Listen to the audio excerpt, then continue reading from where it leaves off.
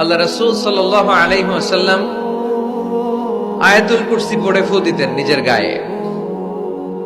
সূরা ইখলাস, সূরা ফালাক, সূরা নাস তিন কুল পড়ে ফু দিতেন। সূরা ফাতিহা পড়ে ফু দিতেন। এগুলো পড়ে হাত দুটো মিলাবেন, হাতে ফু দিয়ে মাথা থেকে পা পর্যন্ত মাসে করবেন। It's a protection from your Lord. জিন ভূতের আসর, ব্ল্যাক ম্যাজিক, জাদু টোনা, বান মারা, জাদু ঝাড়ু যাই হোক, তো এগুলো কিন্তু মারে, বান মারে, জাদু টোনা করে, ব্ল্যাক ম্যাজিক করে। এগুলো থেকে আমাদের সোনামণিদেরকে আমরা প্রোটেকশন করাবো কিভাবে? ওদেরকে শিখাই দিব। সূরা ফাতিহা পড়ে, আয়াতুল কুরসি পড়ে, তিন কুল পড়ে তুমি হাতের মধ্যে ফু দিবা। ফু দিয়ে মাথা থেকে পা পর্যন্ত তুমি নিজেই মাসেহ করবা। তোমাকে প্রোটেকশন দিবে কে? আল্লাহ রাসূল সাল্লাল্লাহু আলাইহি ওয়াসাল্লাম বলেছেন, মান ক্বারাআ আয়াতাল কুরসি দুবুরা কুল্লি সালাতিন মাকতুবাতিন লাম ইয়ামনা'হু মিন দুখুলিল জান্নাতি ইল্লাল মাউত।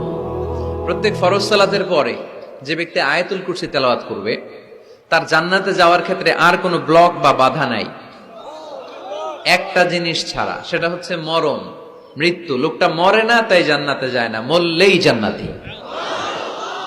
এজন্য আজকে থেকে সূরা ফাতিহা বেশি বেশি পড়বেন তো। সাইয়েদনা আবু সাঈদ আল খুদরি রাদিয়াল্লাহু তাআলা আনহু বর্ণনা করেন, আমরা একবার মরুভূমিতে সফর করছিলাম। হঠাৎ দেখলাম মানুষের জটলা ডিঙ্গিয়ে ভেতরে যেয়ে দেখি এক লোক শুয়ে আছে, আর অন্য লোকেরা মন্ত্র পড়ে ফু দিচ্ছে। উল্টা পাল্টা মন্ত্র পড়ে ফু দেয় না? সুমন্তর সু, কালিকুত্তার গু। আমরা ছোটবেলায় শুনতাম বাচ্চারা এরকম ছুমন্তর ছুমন্তর ছুমন্তর ছু, কালিকুত্তার। এগুলো পড়ে ওরা মন্ত্র পড়তো। তো উনি যে দেখলেন কি কি মন্ত্র পড়ে এই লোককে ফু দিচ্ছে, উনি বললেন কি হয়েছে? সবাই বলল, আমাদের নেতা সাইয়্যিদুল হাই, হাইমানি গোত্র, এই গোত্রের নেতা সাপ কামড় দিয়েছে, বিষে এমন নীলাভ হয়েছে দেহ, মনে হয় মারা যাবে। কি করা যাবে? তোমরা কি কোনো রুকিয়া ঝাড়ফুঁক জানো? উনি বললেন জানি। তাহলে আসো একটু ঝাড়ফুঁক করো। উনি বলল শর্ত আছে, আমাদেরকে ছাগল দিতে হবে, এক পাল ছাগল। আরেক বর্ণনায় এসেছে 30টারও অধিক ছাগল। সবাই বলল, আমাদের নেতা, এর যদি কিছু হয়ে যায় আমরা নেতৃত্ব শূন্য হয়ে যাব, ছাগল লাগুক আর ওট লাগুক, তুমি আসো। বাড়ি বাড়ি যে ছাগল এনে, ছাগল রেডি। সাইয়েদনা আবু সাঈদ আল খুদরি রাদিয়াল্লাহু তাআলা আনহু পড়তে আরম্ভ করলেন, আলহামদুলিল্লাহি রাব্বিল আলামিন আর রহমানির রহিম মালিকি ইয়াউমিদ্দিন ইয়্যাকা না'বুদু ওয়া ইয়্যাকা নাস্তাঈন اهدنا الصراط المستقيم صراط الذين أنعمت عليهم غير المغضوب عليهم ولا الضالين পড়েন আমিন। উনি এটা পড়ে ফু দিলেন। ফু দিতে দেরি, মুহূর্তের মধ্যে সোয়া লোকটা বসে গিয়েছে। আবার ফু দিছে, এবার দাঁড়ায় গেছে। আরেকবার ফু দিছে, হাঁটতে শুরু করছে, একেবারে সুস্থ। সবাই তো অবাক, টাসকি খেয়ে গেছে। আবু সাঈদ আল খুদরি রাদিয়াল্লাহু আনহু বলে, টাসকি পরে খাও, আগে ছাগল দাও। কারণ ছাগল দেওয়ার কন্ডিশন ছিল না, ওরা ছাগল নিয়ে আসছে। সাইয়েদনা আবু সাঈদ আল খুদরি রাদিয়াল্লাহু তাআলা আনহু আনন্দে এবার ছাগল নিয়ে সাহাবাদেরকে নিয়ে রওনা। পথিমধ্যে লেগেছে প্রচন্ড ক্ষুধা, তখন তারা কয়েকটা ছাগল জবাই করে খেয়েছে। খাওয়ার পরে পেট যখন ঠান্ডা, তখন ব্রেইন সচল। উনি চিন্তা করতে আরম্ভ করলেন, হায় রে, কোরআন দিয়া ঝাড়ফুঁক করে যে ছাগল নিয়ে আসলাম, ওটা যে খাইলাম, এই ছাগল নেওয়া জায়েজ হয়েছে কিনা এই মাসালা তো নবীরে জিজ্ঞেস করি নাই। কিন্তু ছাগল তো অলরেডি পেটে যায় হজম, কি করা? মদিনাতে যে জিজ্ঞেস করবো। মদিনায় যেই আল্লাহ রাসূল সাল্লাল্লাহু আলাইহি ওয়াসাল্লামের দরবারে যে জিজ্ঞেস করলেন, ইয়া রাসূলুল্লাহ, এমন এমন ঘটনা, ঝাড়ফুঁক করে আমরা ছাগল এনেছি, এটা কি জায়েজ হয়েছে? আল্লাহ রাসূল সাল্লাল্লাহু আলাইহি ওয়াসাল্লাম বলে, জায়েজ হয়েছে মানে? অবশ্যই জায়েজ হয়েছে। কোরআনের দাম বাড়ায় দিয়ে আসছো মিয়া, ছাগল কিছু থাকলে আমার ঘরেও পাঠায়। সুবহানাল্লাহ পড়তে পারলেন না? ওয়ালাকাদ আতাইনাকা, বুখারীর হাদিস, ওয়ালাকাদ আতাইনাকা সাবআম মিনাল মাসানি ওয়াল কুরআনাল আযীম। নবী হে, নিত্য পাঠনীয় সপ্তবাক্য দিয়েছি, যেই দোয়া পড়ে ফু দিতে দেরি, অসুস্থ ব্যক্তি সুস্থ হতে দেরি হয়। এজন্য আল্লাহ ইরশাদ করেন, অনুনাজ্জিলু মিনাল কুরআনি মা হুয়া শিফাউন ওয়া রাহমাতুল লিল মুমিনিন ওয়া লা ইয়াজিদুয যালিমিনা ইল্লা খাসারা। এই কোরআনকে আমি শিফা হিসেবে নাজিল করলাম, এই কোরআনকে আমি রহমত হিসেবে নাজিল করলাম, এই কোরআনকে আমি তোমাদের জন্য হেদায়েত হিসেবে নাজিল করলাম।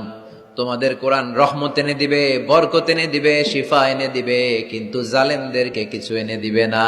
ঠিক কি না? ওয়ালা ইয়াজিদিল যালিমিনা ইল্লা খাসারা। জালিমদের অকল্যাণ করবে, জালিমদের কল্যাণ নাই এই কোরআনে। জালিম যদি হেদায়েতের নিয়তে কোরআন পড়ে তাহলে কল্যাণ পাবে, তা না হলে কল্যাণ পাবে না। তো এখন থেকে আমরা যদি অসুস্থ হয়ে যাই, যেই সূরাটা পড়ে আমরা ঝাড়ফুঁক করব, সূরাটার নাম আরো জোরে বলেন, ফাতিহা।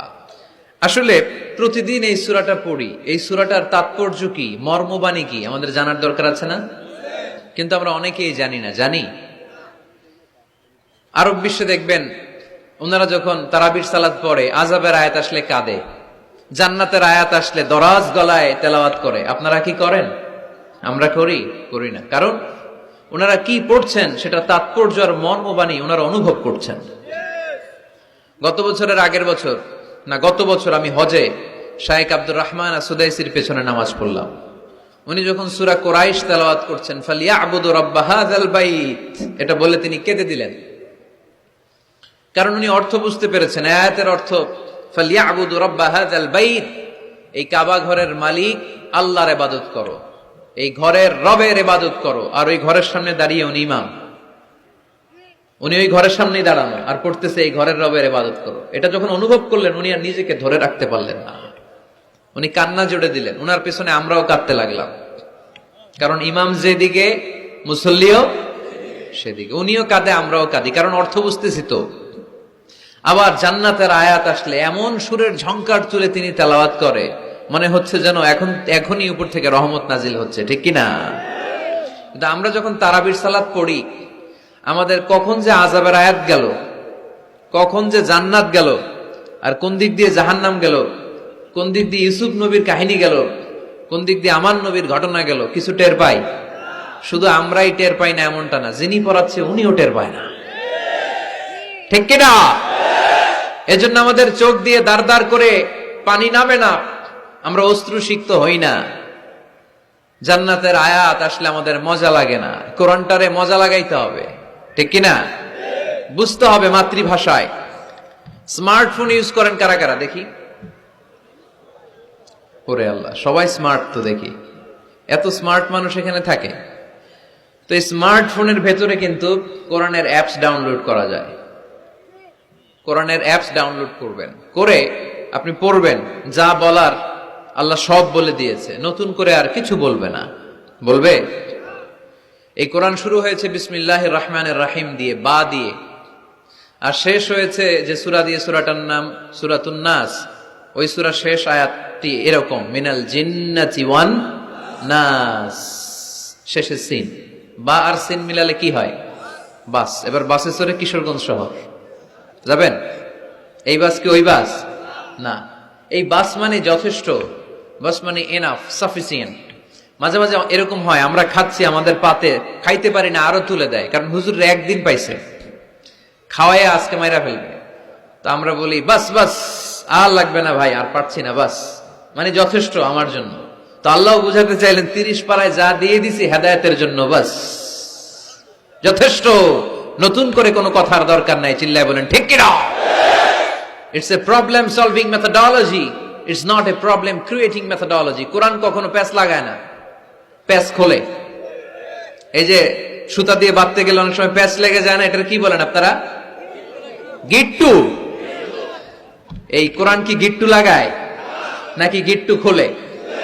সমস্যা তৈরি করে না সমাধান এনে দেয়?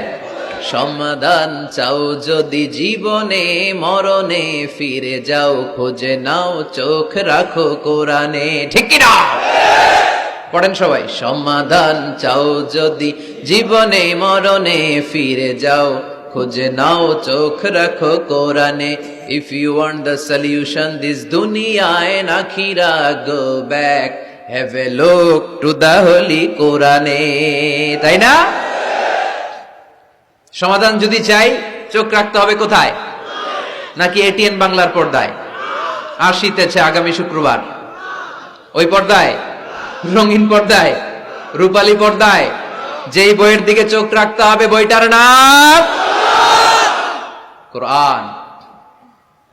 কোরআন, প্রিফেস অফ দ্য বুক।